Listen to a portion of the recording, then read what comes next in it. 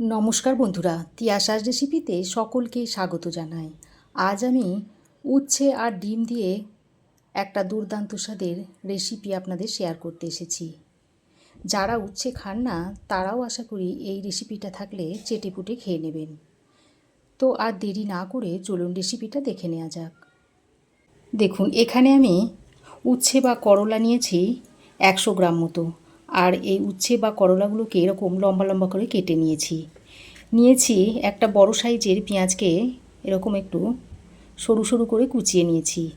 আর দুটো আলু এরকম আলু ভাজার আলুর মতো করে সরু সরু করে কুচিয়ে নিয়েছি।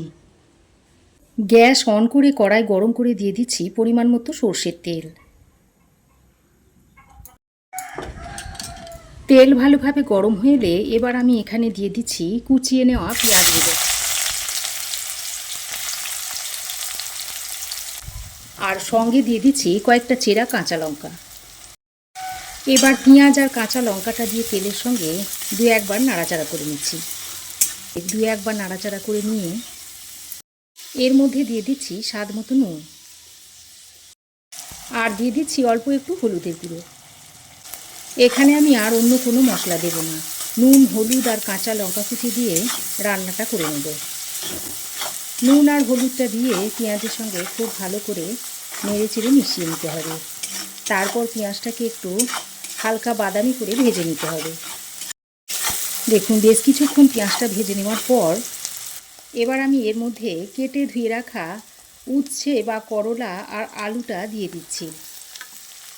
করলা আর আলুটা দিয়ে পেঁয়াজের সঙ্গে ভালো করে নেড়ে চেড়ে মিশিয়ে দিতে হবে। করলা ও আলুটা দিয়ে পেঁয়াজের সঙ্গে ভালো করে নেড়ে চেড়ে মিশিয়ে নিয়ে এবার গ্যাসের ফ্লেমটাকে লো টু মিডিয়ামে রেখে এইভাবে ঢাকা দিয়ে করলা আর আলুটাকে ভালো করে সেদ্ধ করে নিতে হবে। দেখুন, প্রায় 3-4 মিনিট ঢাকা দিয়ে আলু আর করলাটাকে আমি সেদ্ধ করে নিয়েছি। আর দেখুন, আলু মোটামুটি সেদ্ধ হয়ে গেছে। এবার আমি ঢাকা ছাড়া করলাটাকে আরও বেশ কিছুক্ষণ ভেজে নেব। আর এই উচ্ছে বা করলাটা জল ছাড়াই কিন্তু ঢাকা দিয়ে সেদ্ধ করে নিতে হবে। যদি জল দিয়ে সেদ্ধ করে নেন তাহলে কিন্তু করলাটা তেতো লাগবে। বন্ধুরা, করলা বা উচ্ছের রেসিপি তো আপনারা অনেকভাবেই তৈরি করে খেয়েছেন। তো একবার এইভাবে তৈরি করে খেয়ে দেখবেন। যারা উচ্ছে খেতে পছন্দ করেন না তারাও এই রেসিপিটা পেলে একেবারে চেটেপুটে খেয়ে নেবে। এটা এতটাই টেস্টি হয়। দেখুন বন্ধুরা, ঢাকা ছাড়াই আমি উচ্ছেটাকে 4-5 মিনিট মতো ভালো করে ভেজে নিয়েছি। উচ্ছে বা করলা আর আলুটা মোটামুটি ভাজাই হয়ে গেছে। এবার আমি আলু ও করলাটাকে এক সাইডে করে এর মধ্যে এই ভেঙে রাখা ডিমটা দিয়ে দিচ্ছি। এবার আমি এর মধ্যে অল্প একটু হলুদের গুঁড়ো দিচ্ছি আর সামান্য একটু নুন দিয়ে দিচ্ছি। এবার ডিমটাকে ভালো করে ঘেঁটে নিচ্ছি। এই সময় যদি ডিমের মধ্যে হলুদটা দেওয়া হয় তাহলে ডিমের মধ্যে যে কাঁচা গন্ধটা থাকে সেটা আর থাকবে না। দেখুন, এইভাবে আমি ডিমটাকে একটা ভুজিয়ার মতো তৈরি করে নিচ্ছি। তারপর করলা আর আলুর সঙ্গে ভালো করে নেড়ে চেড়ে মিশিয়ে নিচ্ছি। এরপর কিন্তু খুব বেশি আর ভাজলে হবে না। যা ভাজার ডিম দেওয়ার আগেই ভেজে নিতে হবে। ডিম দেওয়ার পর বেশিক্ষণ আর ভাজা যাবে না, তাহলে খেতে ভালো লাগবে না। দেখুন, সব কিছুকে ভালো করে নেড়ে চেড়ে মিশিয়ে নিয়ে আরও 1-2 মিনিট মতো ভেজে নিচ্ছি।